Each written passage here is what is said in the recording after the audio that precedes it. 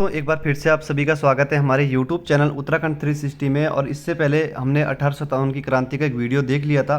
उसमें हमने 1857 की क्रांति का स्वरूप देखा था और 1857 की क्रांति से संबंधित कुछ नॉर्मल सी बातें हमने सीखी थी। आज हमारा टॉपिक रहेगा 1857 की क्रांति के कारण।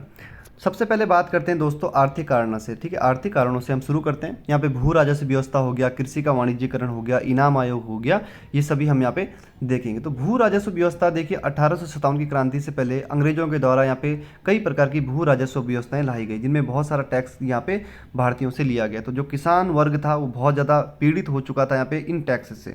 अगर भू राजस्व व्यवस्था की बात करें तो देखो, आपने पढ़ा होगा, महलवाड़ी व्यवस्था पढ़ी होगी आपने, रैयतवाड़ी आपने व्यवस्था पढ़ी होगी। ठीक है, ये सारी तमाम व्यवस्थाएं ऐसी थी कहीं ना कहीं जिसमें अंग्रेजों का हित छुपा हुआ था और भारतीयों का इसमें नुकसान था। इसके अतिरिक्त एक कानून पढ़ा होगा दोस्तों आपने, सूर्यास्त कानून। तो सूर्यास्त कानून में क्या होता था, अगर मान लीजिए किसी किसान ने क्या किया है, अंग्रेजों से यहाँ पे टैक्स लिया है और टैक्स या लिया है और टैक्स नहीं भर पाता, जिस दिन उसको देना है टैक्स, अंतिम तिथि जो टैक्स देने की है उस दिन तक अगर वो टैक्स नहीं दे पाता है तो अंग्रेजों के द्वारा उसकी सारी ज़मीन को उस दिन हड़प लिया जाता था सूर्य अस्त होने के बाद, यानी कि उसकी बोली लगा दी जाती थी अंग्रेजों के द्वारा। तो सूर्यास्त कानून का संबंध भी भू राजस्व व्यवस्था से प्रश्न बन सकता है कोई से भी एग्जाम में, सरल सा प्रश्न है। तो भू राजस्व व्यवस्था में अगर हम बात करें तो यहाँ पे देखिए, किसान वर्ग की बात करें अगर हम, ठीक है, किसान हो या श्रमिक वर्ग हो, ठीक है, या जमींदार वर्ग हो, ठीक है, तो तीनों के यहाँ पे कहीं ना कहीं बहुत सारी दिक्कतों का सामना करना पड़ा। टैक्सेस के माध्यम से ले लीजिए या जमींदारों की जो ज़मीनें हड़पी गई उसको हिसाब से देख लीजिए, तो कहीं ना कहीं पूरी तरीके से कमर तोड़ दी थी इन टैक्स के माध्यम से अंग्रेजों ने भारतीय किसानों की। श्रमिक वर्ग के जो श्रमिक वर्ग थे, इनके उद्योग धंधों को यहाँ पे समाप्त कर दिया गया। अगर हम किसानों की बात करें, थोड़ा सा किसान से ही हम स्टार्ट करते हैं। अब किसानों का क्या हुआ दोस्तों, यहाँ पे देखिए विभिन्न प्रकार की जब यहाँ पे नीतियाँ लाई गई, भू राजस्व नीतियाँ, तो टैक्स बढ़ाया गया। जब टैक्स बढ़ाया गया तो किसान इन टैक्स को देने में जब सफल नहीं हो पाया तो अंत में उसे अपनी ज़मीनों को बेचना पड़ा। ठीक है, ज़मीनों को बेचना पड़ा, ज़मीनों को बेचना पड़ा। इसके अतिरिक्त किसानों ने क्या किया, देखिए वाणिज्यीकरण, यहाँ पे एक शब्द मैंने लिखा है वाणिज्यीकरण, थोड़ा सा इसको अच्छे से देख लेते हैं। एक होता है दोस्तों खाद्यान्न फसलें, एक होती है वाणिज्यिक फसलें। ठीक है, थोड़ा सा देख लेते हैं इसको। वाणिज्यिक खाद्यान्न फसलें कौन कौन सी हो गई हमारी, देखिए गेहूँ हो गया, ठीक है, चावल हो गया, ठीक है, गेहूँ चावल। वाणिज्यिक फसलें कौन कौन सी हो गई, जैसे हो गया नील हो गया, कॉफ़ी हो गई, ठीक है, तो ये हमारी क्या हो गई, वाणिज्यिक फसलें हो गई, कॉफ़ी हो गया। तो ये चीज़ें यहाँ पे क्या हुआ, यहाँ पे हुआ क्या दोस्तों, यहाँ पे सबसे मेन बात ये थी कि खाद्यान्न फसलें यहाँ पे किसान उगाता था, यानी कि गेहूँ चावल। तो ये चीज़ें क्या थी, ये जो खाद्यान्न फसलें थी इनसे पैसा कम मिलता था, और पैसा कम मिलता था लेकिन ये जीवन जीने के लिए ज़रूरी फसलें थी। ठीक है, आज भी हमारे जीवन में खाद्यान्न फसलों का ज़्यादा महत्वपूर्ण योगदान है। अगर खाद्यान्न फसलें नहीं होगी तो आदमी खाएगा क्या, तो खाद्यान्न फसलें ज़रूरी थी। लेकिन जब किसानों के पास टैक्स देने के लिए उनके पास पैसा नहीं बचा तो उन्होंने वाणिज्यिक फसलों की तरफ क्या किया, उत्पादन शुरू करना कर दिया वाणिज्यिक फसलों का, ताकि वो क्या करें, इससे पैसा कमा के अंग्रेजों का यहाँ पर टैक्स दे सकें उनको। तो जैसे जूट हो गया, नील हो गया, गन्ना हो गया, तो ये सारी वाणिज्यिक फसलें हैं। तो जब यहाँ पे वाणिज्यिक फसलों का उत्पादन यहाँ पे किसानों ने शुरू कर दिया तो खाद्यान्न फसलों की तरफ किसी ने ध्यान ही नहीं दिया। जब खाद्यान्न फसलों की तरफ ध्यान नहीं गया तो क्या हो गया, खाद्यान्न संकट उत्पन्न हो गया। और खाद्यान्न संकट जब उत्पन्न होगा तो क्या होगा, फिर अकाल पड़ने लग गए। जब अकाल पड़ने लग गए यहाँ पे तो क्या हो गया, भूखमरी के शिकार होने लग गए। तो भारत में कई बार ऐसे अकाल पड़े हैं क्योंकि यहाँ पे खाद्यान्न संकट होने लग गए थे। तो वाणिज्यीकरण का अर्थ है सीधे सीधे खाद्यान्न फसलों के स्थान पर वाणिज्यिक फसलों का उत्पादन करना। तो यहाँ पे केवल टैक्स को पूरा करने के लिए इन्होंने वाणिज्यिक फसलों को उगाना शुरू कर दिया किसान ने। तो किसानों की तो पूरी एक तरीके से कमर तोड़ के रख दी थी अंग्रेजों ने। बात करें अगर श्रमिक वर्ग की, श्रमिक वर्ग के साथ अंग्रेजों ने क्या किया, इनके जो उद्योग धंधे थे हस्तशिल्प वाले, हाथों से जो बने, हस्तशिल्प हो गया, दस्तकारी हो गया, तो इन सारे उद्योग धंधों को यहाँ पे समाप्त कर दिया। समाप्त हो गए, समाप्त कैसे हुए, देखिए अंग्रेजों से जो कपड़ा आता था वो बहुत सस्ता था। मतलब यहाँ से पहले इंग्लैंड में सप्लाई हुई, फिर सप्लाई करके वहाँ से जब यहाँ पे कपड़े बन के आए तो कपड़े इनके मुकाबले सस्ते थे। जो ये श्रमिक वर्ग अपने हाथों से बना रहे, बहुत मेहनत लगती थी, वहाँ मशीनों से कपड़ा फटाफट बन के आता था। तो ये अंग्रेजों के जो कपड़े यहाँ भारत में आए ये सस्ते थे, तो लोगों ने क्या किया, इन कपड़ों को खरीदना शुरू कर दिया। तो हाथों से बने हुए कपड़े ऑटोमेटिक यहाँ पे लोगों ने अपने जीवन से दूर कर दिए क्योंकि महंगे हो रहे थे। तो श्रमिक वर्ग यहाँ पे क्या हो गया, अब इनके पास रोजगार नहीं था तो इनको अंग्रेजों के अंडर में काम करना पड़ा। 18-18, 20-20 घंटे इन्होंने क्या किया, अंग्रेजों के लिए यहाँ पे फिर काम करना शुरू किया। जमींदार वर्ग की बात करें दोस्तों, तो जमींदार वर्ग में क्या था, जमींदार वर्ग के बारे में अंग्रेजों ने कहा कि देखिए इनका क्या है, उत्पादन प्रक्रिया में कोई भी योगदान नहीं है, उत्पादन प्रक्रिया में कोई भी योगदान नहीं है। तो इनको उन्होंने क्या कर दिया, रास्ते से हटा दिया। एक व्यवस्था पड़ी होगी अपने, महलवाड़ी व्यवस्था। तो महलवाड़ी व्यवस्था किसकी थी, हॉल्ट मैकेंजी की व्यवस्था का जनक किसको माना जाता है, महलवाड़ी व्यवस्था का हॉल्ट मैकेंजी। पढ़ना आप इसको, रैयतवाड़ी महलवाड़ी व्यवस्था जरूर पढ़िएगा, यहाँ से भी एग्जाम में प्रश्न बनते हैं। तो इस महलवाड़ी व्यवस्था में क्या हुआ, टैक्स सीधे गांव के मुखिया को जाने लग गया था, तो यहाँ से जमींदारों को बीच से साइड कर दिया था। तो इस प्रकार यहाँ पे भू राजस्व व्यवस्था एक प्रमुख कारण थी 1857 की क्रांति की। तो कृषि का वाणिज्यीकरण भी मैंने आपको बता ही दिया यहाँ पे। इसके बाद अगर हम बात करें तो इनाम आयोग, तो यहाँ पे डलहौजी ने मुंबई में एक आयोग गठित किया। इनाम आयोग में क्या हुआ दोस्तों, राजा महाराजाओं द्वारा जमींदारों को जो जमीनें दी गई थी उपहार स्वरूप, किसके स्वरूप, उपहार स्वरूप जो जमीनें दी गई थी, तो डलहौजी ने कहा कि इन जमीनों का पता लगाइए, और सारी जमीनें क्या कर ली, हड़प ली गई। तो यहाँ से प्रश्न ऐसा बन सकता है कि इनाम आयोग किसने गठित किया था, तो डलहौजी ने किया था। ये प्रश्न बन सकता है, इनाम आयोग का गठन किसने किया था, डलहौजी ने। दो स्टेटमेंट है लेक्चरर के एग्जाम के हिसाब से और पीसीएस के एग्जाम के हिसाब से, ये महत्वपूर्ण है। कार्ल मार्क्स की अगर हम बात करें तो इन्होंने एक स्टेटमेंट दिया था, अंग्रेज एक घुसपैठिया था जिसने भारतीय चरखे को पूरी तरीके से तोड़ दिया। बिपिन चंद्र का एक स्टेटमेंट है, सैनिक जो थे वो ये वर्दीधारी किसान थे। जो भी सैनिक थे ना जिन्होंने युद्ध लड़ा, तो वो वर्दीधारी किसान थे। उनमें से अधिकतर लोग क्या थे, वर्दीधारी किसान थे, मतलब किसान थे वो। तो ये स्टेटमेंट अच्छे एग्जाम में देखने को मिलेंगे, ग्रुप सी के हिसाब से नहीं है, अब बन जाए तो अलग बात है। दूसरा है यहाँ पे राजनीतिक एवं प्रशासनिक कारण, साम्राज्यवादी नीति। यहाँ पे लॉर्ड वेलीजली की सहायक संधि, सीधा सीधा प्रश्न बनता है सहायक संधि का संबंध किससे, तो लॉर्ड वेलीजली से है। हालांकि लॉर्ड वेलीजली सहायक संधि का आविष्कारक नहीं था। इससे पहले जो फ्रांसीसी गवर्नर था डुप्ले ने भी यहाँ पे इसका आविष्कार कर दिया था। तो डुप्ले ने यहाँ पे सहायक संधि का आविष्कार किया था। तो लॉर्ड वेलीजली ने एक संधि चलाई, सहायक संधि, और इस संधि को सबसे पहले हैदराबाद के निजाम ने स्वीकार किया। बहुत बार बना हुआ क्वेश्चन है कि सहायक संधि को स्वीकार करने वाला राज्य सबसे पहला कौन था, हैदराबाद था। तो इस संधि के अनुसार क्या हो गया दोस्तों, जो देसी राजा थे इनको ईस्ट इंडिया कंपनी को, ठीक है, ईस्ट इंडिया कंपनी यानी कि अंग्रेजों को बोले, अंग्रेजों को अपना क्या मानेंगे, स्वामी मांगेंगे, स्वामी मानेंगे। देसी जो नरेश हैं, जो देसी नरेश हैं अपने राज्य में क्या करेंगे, अंग्रेजों के अलावा अन्य किसी यूरोपियन जाति के लोगों को नौकरी नहीं देंगे। तो कहीं ना कहीं ये संधि क्या थी, भारतीयों के पक्ष में नहीं थी, भारतीयों के हित में नहीं थी। इसको अलग सा टॉपिक है, इसको हम कभी अलग से देखेंगे, सहायक संधि हो गया। इसके बाद यहाँ पे डलहौजी की जो व्यवगत नीति थी या गोद निषेध सिद्धांत कहते हैं जिसको, यानी कि अगर मान लीजिए किसी राजा का कोई पुत्र नहीं है, कोई पुत्र नहीं है, तो और वो राजा अगर क्या करता है, किसी को गोद लेता है, किसी को गोद लेता है, तो उसको राजा नहीं माना जाएगा। तो ये थी डलहौजी की व्यवगत नीति या गोद निषेध सिद्धांत। और पहला शिकार इस नीति का बना था सतारा राज्य महाराष्ट्र में। तो ये प्रश्न भी बहुत बार पूछा गया है कि डलहौजी की व्यवगत नीति या हड़प नीति भी कहा जाता है इसको। तो हड़प नीति का जो पहला शिकार हुआ था वो सतारा राज्य हुआ था। इसके बाद कई ऐसे राज्य हुए जहाँ पे इसने इस नीतियों को अपनाया। इसके बाद इसने 1856 में अवध पे कुशासन का आरोप लगाकर भी हड़प लिया था।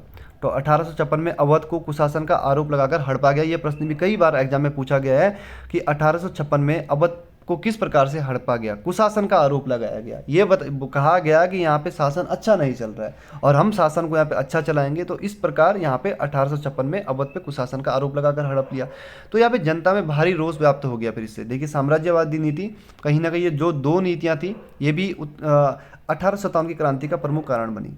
और डलहौजी तो चाहता ही था कि मैं यहाँ पे अवध पे क्या करूँ, कब्जा करूँ, और कुशासन का आरोप लगा के डलहौजी ने अवध पे कब्जा कर लिया। डलहौजी का एक स्टेटमेंट है, यह फल यानी कि अवध कभी ना कभी तो मेरे मुंह में जरूर आएगा, और उसने ले भी लिया कुशासन का आरोप लगाकर। इसके अतिरिक्त देखेंगे हम यहाँ पे भारतीय राजाओं का अपमान एवं उपाधियों का अंत।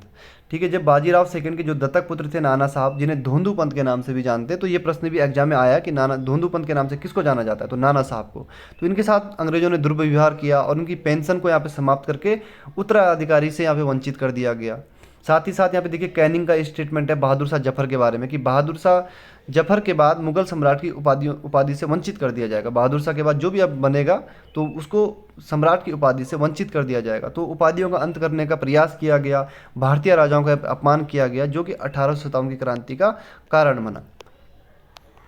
इसके बाद हम देखते हैं प्रशासन में भारतीयों के साथ भेदभाव किया गया। अंग्रेजों को ही अच्छे पद दिए गए, अंग्रेजों को ही यहाँ पे अच्छी पदों पे रखा गया। तो ये भी एक महत्वपूर्ण कारण था कि प्रशासन में भारतीयों के साथ यहाँ पे भेदभाव किया जाता था। सामाजिक एवं धार्मिक कारण के अंतर्गत हम बात करें दोस्तों, तो 1813 से पहले ईसाई मिशनरियों को भारत आने की अनुमति नहीं थी। तो 1813 का जो चार्टर एक्ट है, इसमें ईसाई मिशनरियों को भारत आने की अनुमति मिली। तो ये प्रश्न ये बहुत बार बना है कि किस चार्टर एक्ट के तहत ईसाई मिशनरियों को भारत आने की अनुमति मिली। तो यहाँ पे जब ईसाई मिशनरियों को भारत आने की अनुमति मिली तो इन्होंने ईसाई धर्म का प्रचार प्रसार जोरों शोरों से भारत में करना शुरू कर दिया। एक दो स्टेटमेंट यहाँ पे हमारे महत्वपूर्ण हो जाते हैं। एडवर्ड ने स्टेटमेंट दिया है कि हमारा मुख्य उद्देश्य भारत में ईसाई धर्म का प्रचार करना है।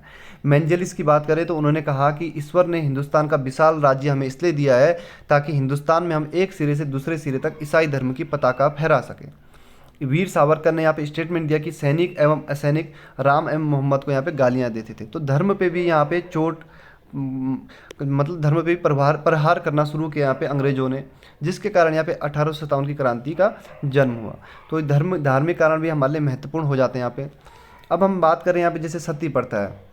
सती प्रथा की अगर हम बात करें दोस्तों, तो हालांकि ये प्रथा तो गलत थी, लेकिन भारतीयों को जितनी भी प्रथाएं थी ये सब गलत थी। ये काम अंग्रेजों ने भले ही अच्छे किए, लेकिन भारतीयों को कहीं ना कहीं ये लगता था कि हमारी आस्था पे ठेस पहुंचा रहे हैं। भारतीयों को क्या लगा कि हमारी आस्था पे ठेस पहुंचा रहे हैं, हमारे धर्म के खिलाफ हमसे ये काम करवा रहे हैं, हमारी जो परंपराएं चली आ रही है उन परंपराओं को नष्ट करने का प्रयास कर रहे हैं यहाँ पे अंग्रेज।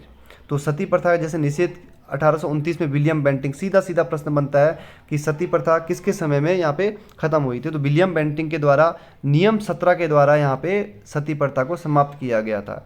सती प्रथा से रिलेटेड और जो फैक्ट है आपको पता होंगे, जैसे सती प्रथा को ख़त्म करने में राजा राम मोहन राय का भी यहाँ पे महत्वपूर्ण योगदान रहता है। सती प्रथा का जो पहला वो है प्रमाण मिलता है या उल्लेख मिलता है, वो कहाँ मिलता है? एरण अभिलेख में मिलता है। और एरण अभिलेख किसका है? भानुगुप्त का है। तो भानुगुप्त के एरण अभिलेख से सती प्रथा का पहला उल्लेख हमें मिलता है। तो सती प्रथा निषेध किसके समय में हुई? 1829 में बेंटिंग के समय में हुई। जब हमने पुर्तगाली पढ़े थे तो पुर्तगाली में अल्बुकर्क का एक नाम आया था। तो अल्बुकर्क ने भी गोवा में क्या किया था? सती प्रथा पर रोक लगा दी थी। तो ये सारे प्रश्न ऐसे हैं जो एग्जाम में कहीं ना कहीं आ रखे हैं। ये बहुत ग्रुप सी के लेवल के प्रश्न हैं जो बने हैं एग्जाम में। नरबली प्रथा निषेध, सीधा सीधा प्रश्न बनता है कि नरबली प्रथा निषेध किसके समय में हुआ था? तो 1844 में लॉर्ड हॉल्डिंग के समय। दास प्रथा कब प्रतिबंधित हुई? 1843 में एलन बरो के समय में ये दास प्रथा प्रतिबंधित हुई। विधवा पुनर्विवाह अधिनियम किसके समय में आया? 1856 में कैनिंग के समय आया। यानी कि अगर कोई विधवा है तो वो पुनर्विवाह फिर से विवाह कर सकती है। तो ये जितनी भी नीतियाँ थी, हालांकि ये कहीं ना कहीं अच्छी नीतियाँ नहीं थी, अच्छी मतलब नहीं थी, लेकिन अंग्रेज़ों ने क्या कर दिया? इनको समाप्त कर दिया क्योंकि अच्छी नहीं थी। लेकिन भारतीयों को लगा कि यार हमारी परंपराओं के साथ क्या हो रहा है? खिलवाड़ हो रहा है। तो उनको लगा कि हमारी परंपराओं के साथ अंग्रेज पता नहीं क्या करना चाह रहे हैं अपने ईसाई धर्म के प्रचार के लिए। हो सकता है वो इन नीतियों जो हमारी परंपराएं इनको नष्ट कर रहे हैं। तो अंग्रेज लोग अगर अच्छा काम भी कर रहे थे तो भारतीयों के दिमाग में ये बैठ चुका था कि नहीं, ये अंग्रेज हमारा भला नहीं सोचने वाले। तो ये सती प्रथा हो गया, नरबली प्रथा, यहाँ से डायरेक्ट वन लाइनर प्रश्न बनते हैं। तो ये भी मेन कारण है कि अंग्रेजों ने क्या किया? भारतीयों की जो परंपराएं थी उनको कहीं ना कहीं नष्ट करने का, ख़त्म करने का प्रयास किया।